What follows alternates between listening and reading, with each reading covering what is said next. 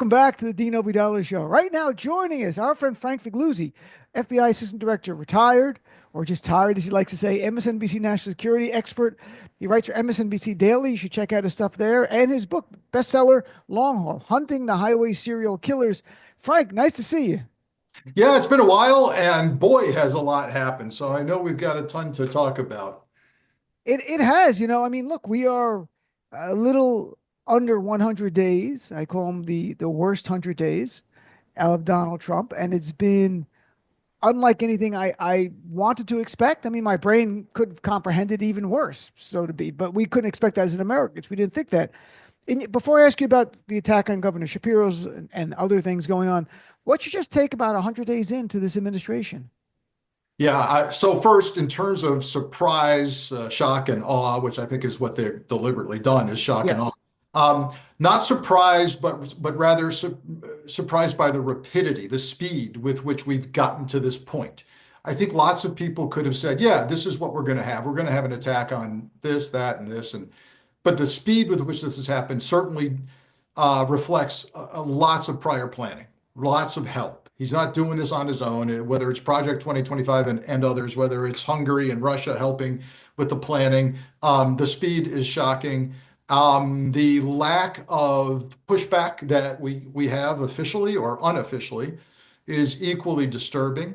That needs to change. But what we have here is a large scale strategy to establish authoritarian government in a very big way. And I'll go ahead and use the F word. Yes, to establish a fascist style of government. And we're going to have to cut that out because we just got a new edict from the leadership of the regime saying no more, can't use the word fascist. Look, we're at a point where I have to joke a little bit because my brain doesn't want to comprehend what's going on. And I love history, so I've read a lot of books about history, writing now too about tyrants and dictators and their rise. And Donald Trump is just following the playbook. I mean, this is nothing new.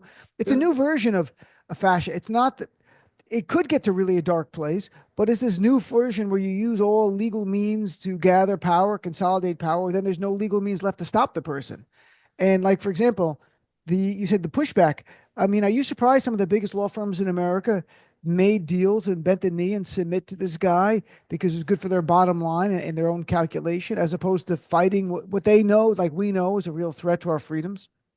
It's surprising that people who practice the profession of law Mhm. every day have decided, yeah, I think we've got to kowtow to the guy who is lawless. That to me is shocking. But again, it just shows that money rules all, power, access, and survival will get you to this place. And the fact that really big time law firms are agreeing to this, some not, Right. is appalling. Appalling. I agree. And I was on Eamon's show on MSNBC Sunday, and I explained that you can have all the rights you want in the Constitution. You can hold up and point to the First Amendment and the Fourth Amendment. But who's going to help you litigate that in a courtroom if you can't get any lawyers because everyone's afraid to represent someone adverse to the administration? All those rights are just words on a piece of paper. And that's the dangerous world that Trump is methodically trying to usher in. The other part, too, I mean, look, the media is some of the media is part of the corporate world. Some they do the best they can, and maybe they're not well suited for all this. But when they write down, well, the administration said, for example, defending the deportation of someone by citing thing, and they didn't give us any evidence. You might want to add the administration headed by a guy convicted of 34 felonies for cheating in the 2016 campaign, who was charged with 4 felonies for cheating in the 2020 campaign, who incited a terrorist attack and was charged with 31 violations of the Espionage Act. So maybe you shouldn't believe anything the regime says until you have some evidence, as opposed to just printing it like they say, like it's a normal administration. This is not. It's headed by a convicted felon who wanted to end our democracy after 2020. It's yes, you're right. This is big corporate media. And yes, decisions come down from the C-suite on editorials and what they're going to cover or not, and how they're going to cover it or not, and how much pushback they're going to actually try or not.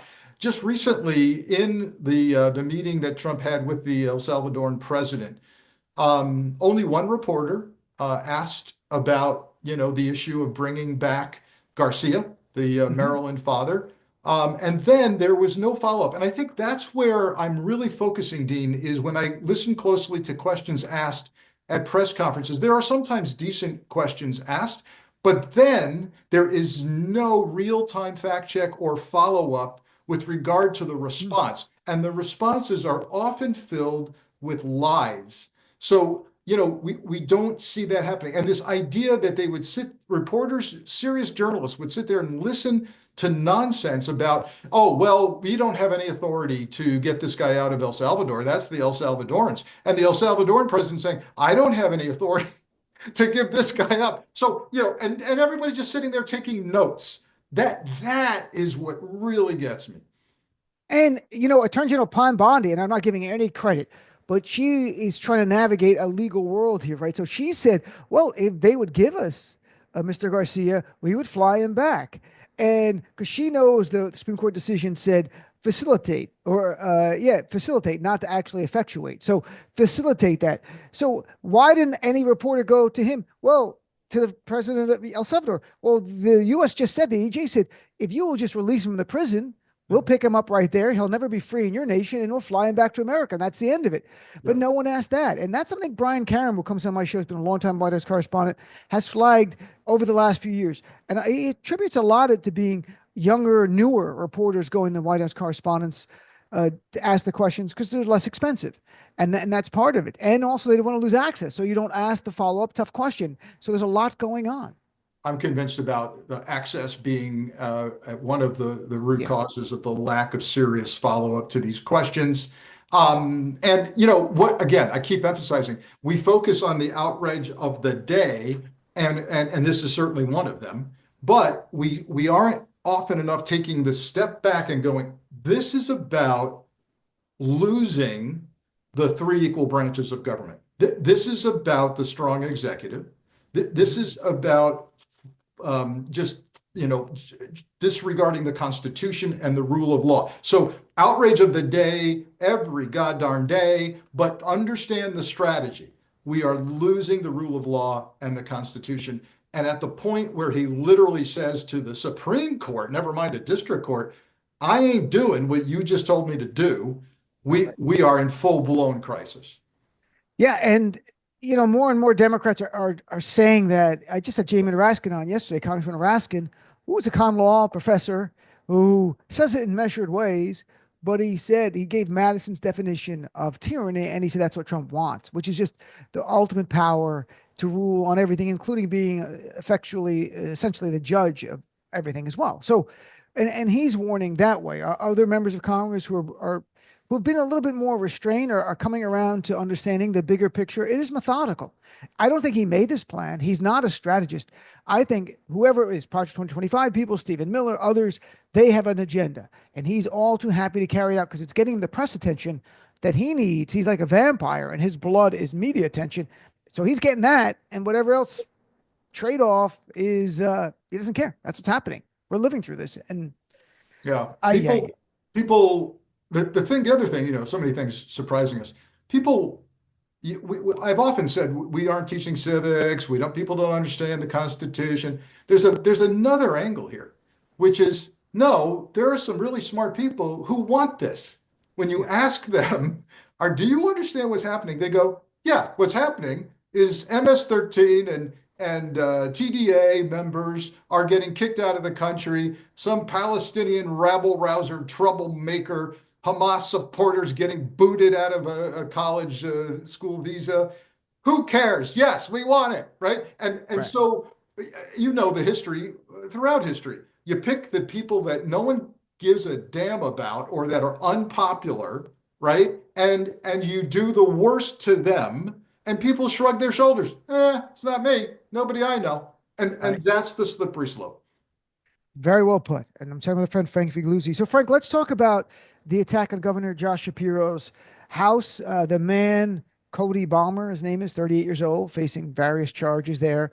He broke in through I think it was a beer bottle filled with a fluid that can start a fire. I think it was actually gasoline or kerosene. And it burned a lot of the the first, I was close to the White House, the governor's mansion there. What more can you tell us about it? Because I've seen things in the media, and I know you always look in much more detail about what's going on. So, what more can you share about his motivation? Anything that you've gleaned? Yeah, it took a while for the reputable news outlets, including the one I'm a contributor for, to come out and say, yeah, all right, we're confirming the social media we're seeing is his. The less reputable were it was immediate, and the problem with that is AI today. You can manufacture, Sure. something and say it's his social media. So here we are. Look, are there signs of mental illness? There are. Was he kind of all over the map in terms of ideology and much of it not making sense? Yeah, but he clearly came out and said Biden supporters should not exist. He referenced maybe doing away with Biden himself, but then he tacked on something about the election. So, what are we to make of this? First, let's talk big picture. What was Trump's response to this at first when he was asked about it at a presser? He's not a fan of Trump.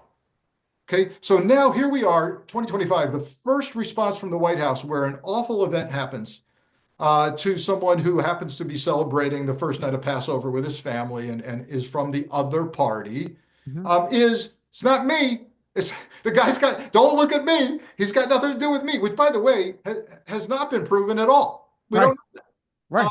so that's the first response. The other response from Trump in the same breath was, he's a whack job. Okay. So here we are. Nobody talking about this can't stand. We can't have this kind of political violence. We can't stomach this anymore. I hope the guy gets everything that's coming to him. No, not me. He's a whack job. Which, by the way, doesn't help prosecutors if they actually want to say he's accountable and competent to stand trial. He's Hmm. not mentally ill. Now we have the Exhibit A for the defense. The president of the United States says he's crazy. So big mess. Let's look at the security issue real quickly. Obviously, we're going to see changes around the country at governors' residences. Yeah. And we should, because the bigger picture is we're losing the connectivity we have with the people we elected. So the residence in Pennsylvania, for example, is a public tour opportunity. You can take a tour of this 29,000 square foot building with Pennsylvania Wow. artifacts in it. Do you think we're going to keep doing that at governors' mansions? I don't think so. Are we going to beef up security and technology and maybe have dogs in the yard to chase the guy who jumped the fence? Yes, more security, less connectivity to our elected officials, and more people just shrugging their shoulders say, it's not us, he's nuts. And what we know from the police, they said that he was harboring hatred for Josh Shapiro. Yeah. Then he had a hammer. He wanted him with a hammer, which we heard that right, of course, conjures up the Paul Pelosi case where the guy came with the hammer and hit him in the head. Yeah. Anything more that you've learned about from any kind of reporting or sources about what his motivation? He hated Shapiro. Do we know why he hated Shapiro? I saw different things about financial things and foreclosure, but he ended up selling his property before the foreclosure. He's had some run-ins with the law, nothing like this. Mhm. So yeah, here's what we know. His mother has said she repeatedly tried to get a hold of the police in the days or weeks prior to this because of her concerns about her Right. son and his mental illness. And this does raise the larger issue of the inability of police to adequately deal with mental health, to get the referral, to get you time in an emergency setting with a health professional. All of that has to get much better. Right. But we also know that we haven't heard. You asked me, what have I heard? What we haven't heard is as important as what we have heard. By that I mean we don't yet know the role of the FBI and federal government in this investigation. The Commonwealth of Pennsylvania has fantastic law enforcement. They're all over it. He's going to go away if he's convicted for a very long time. They said they're charging aggravated arson, which is of an occupied dwelling. They say they're charging the state crime of terrorism. Right. All great. But you know what? In an environment where every day we hear the Attorney General of the United States say that she's charged yet another person, and rightly so, with throwing Molotov cocktails at Tesla stations and dealerships. Molotov cocktail used here. The state is charging aggravated arson. What has Pam Bondi charged the Tesla protesters with?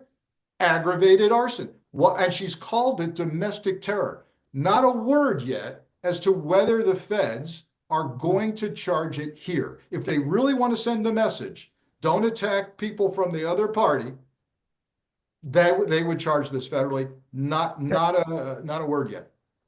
By the way, did you see any social media information that this guy was pro-Trump? I know he was anti-Biden and he didn't like Shapiro, but anything about political affiliation or that he was a fan of Donald Trump?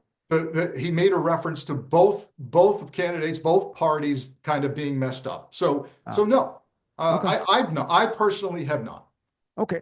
And then I want to shift gears to something else that the headlines were a little deceiving because if you don't, so that if you read the headline, you didn't know what was going on. Headlines yesterday, because certain things were just unsealed or revealed to the public. A 17-year-old Wisconsin teen was charged with killing his parents and plotting to kill Donald Trump. It said that was a headline. Like, oh, what's this guy about? Then you go a little deeper, and the headline should have been neo-Nazi wants to start race war and wants to assassinate Trump to start the race war. That's what this story really is. Now, he's a troubled guy. There's no doubt. I don't know if he's insane or not, but he's troubled. They found his manifesto.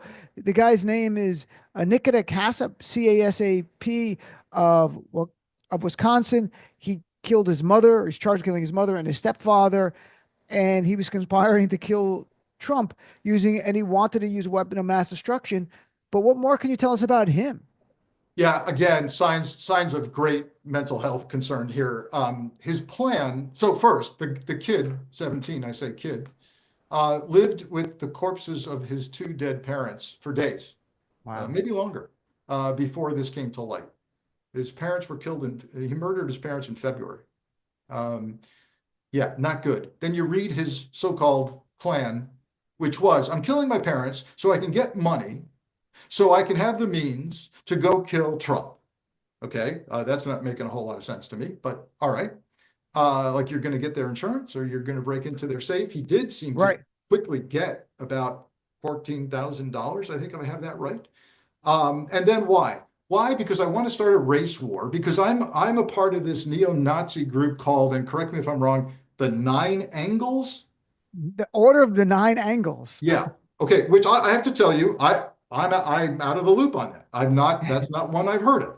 But allegedly he was in contact with someone in Russia who similarly kind of wanted to take down the US government. Don't know if that's true or not, or who that was, or another kid.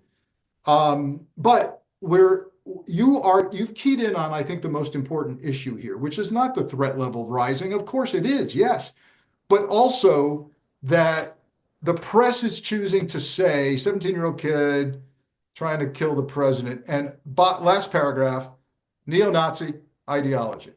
Yeah, no, that should be the first paragraph. Yeah. Yeah. No, and that's the part of it. His writings include images of Hitler with the text, Hail Hitler, Hail the white race, Hail victory. So he was, oddly enough, I guess, he had a manifesto, so I think it was explained probably in more detail. You know, you kill Hitler, you kill Trump. Whoops, that was Freudian. You kill Trump, and then you get the idea of you can somehow blame black or brown people or DEI or whatever you want for it. Yeah. And then the backlash happens, this kind of Battle of Algiers mentality, and then people just respond, and then they go crazy, and then we have a race war or something like that. That was his plan. I mean, this is really a right-wing terrorist. If he's sane, and he might or may not be, we'll find out. That was his goal. And I think that should be more of the headline. And I don't know why corporate media shies away from that. They feel uncomfortable, I think, talking about that part. Yeah, now again, caught up in the outrages of the day, way too much to cover. And this kind of is getting lost. And the larger question here, our 17-year-old boys are online getting fed the poison of neo-Nazi ideology and race war to the point where they're convinced that acting out violently, even against their parents, is the way to go. That is the story. And there's no end in sight to that poison getting into the heads of our kids. Yeah, I mean, that's a bigger issue. And I don't know, radicalization online, I can't even imagine how AI is going to add to that. Have you seen any studies or flags raised about that? Yeah, it's already been a huge problem. Even though I'm ancient, when I was leaving the FBI, The speed to radicalization, that's what we call it, speed to radicalization, was getting faster and faster and faster. And a relationship between the low age of the person being radicalized and the speed to which you can convince them to act out. It was astonishing. We were down to something like 2 weeks, 2 weeks of listening to the violent sermons, kill the Jews, all of that, and you've got the kid. Wow. And I mean, to the point where they're willing to travel, get trained, go to the Middle East, get trained. So AI is only going to put that on steroids as the algorithms get better and more accurate to feed you what you think you want faster and in more intense ways. So will the FBI use, if they're not already, will they have to use AI to police AI, like to see what else is going on? So under Chris Wray, they were, the most recent director, they were absolutely doing that. Do I have any confidence that that's going to continue, particularly if it's viewed by the Trump administration as somehow censorship or stepping on free speech or anti-right-wing ideology? No, I do not. I'm chatting with our friend Frank Figliuzzi. So that brings me to, I mean, I know you still have contacts in the FBI. Kash Patel has been there for maybe a month. He spends a lot of time at UFC fighting events, and he went to the hockey game to watch Wayne Gretzky's record get broken, all this kind of stuff. He seems to be living the best life. Like, this has really worked out for him. I don't remember James Comey or Christopher Wray showing up at Super Bowls and sport. And we're just like a month in, and he's hanging out just last weekend. This is not exaggeration, folks. He was in Miami with Trump, UFC fight. The week before, another UFC fight with Trump, and half the cabinet's there. Should we be happy maybe about that he's not working? I mean, what is your sense of what's going on? This thought, I know there's nothing funny about this, but this thought has crossed my mind, Dean, that the word I'm getting is that he's so absent. In fact, by the way, he was so absent at his other job, ATF director, that he doesn't have that job anymore. That he's so absent that it's become a joke within the Bureau. That, here's another photo of him with his girlfriend on the weekend. By the way, something to keep an eye on, really, use of the Bureau plane jet to get with the girlfriend, get her in the jet on our taxpayer dollars and do weekends, at her place, his place, the Bureau jet, Bureau resources, lots of downtime, lots of celebrity show ups. Put the FBI raid jacket on and go out on an arrest in the morning. He's lost, if he ever had any credibility, he's losing the credibility of the rank and file agents. And that's sad. And by the way, his deputy, Dan Bongino, not doing much better there. We're looking at an incident that occurred at Quantico at the FBI Academy where he embarrassed himself at the Academy. I'll just leave it at that. And we'll continue to work that story. Did he drop a trophy like JD Vance? I mean, it's just, that was so symbolic. That's kind of summed up everything about Trump in the first 90 something days. Like JD Vance dropping the college football championship trophy and try to joke about it. Break it. If it ain't broke, break it. Yeah. So what happens? I mean, you're a former longtime FBI agent. If there's a lack of respect for the FBI director, does that have an impact, or are people such professionals in the FBI? They go, we're just going to do our job. It's good. Just keep this idiot out of the loop, and he'll be fired when there's a new president who comes in. He's never going to stay for 10 years. Patel is going to be gone day one. It should be gone day one of a Democratic president, unless something happens. But so does it have the effect? Does it impact the day-to-day operations of the FBI? Yeah, it's a great question. And I think it's sad, but there's a positive angle here, which is, I think that both Patel and Bongino realized on day one that they were way over their heads. Why do I say that? Because they almost immediately implemented a reorg of the Bureau. This has been in the media, but it's not gotten enough coverage, where they broke the country up into, 5 regions and put real career senior people, FBI agents, in charge of each of those regions. How did this work previously? All field office heads had answered to the deputy director. When I was the head of a field office, my direct reporting official was the deputy director of the FBI. That's all changed. So what does that tell me? That Bongino and Patel are like, yeah, we don't know what we're doing. Just call me if you need me. Yeah. And that might be better in the long run. I mean, Yeah. there are a lot of Trump officials that I wish would just go. I wouldn't even complain. Go play golf every day. Don't do anything. Let the professionals who are still there. By the way, were there much layoffs at FBI? Did buyouts? But if they is it This is still caught up in the courts. Other than you remember, like day one, yeah, half a dozen or more senior executives had to leave the building.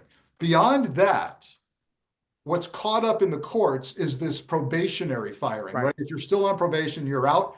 That is the object of a subject of a couple of class action lawsuits. We're waiting for that outcome. In fact, I've actually become a declarant in one of Oh, those class action suits to explain what happens when you're all under investigation for your January 6th casework.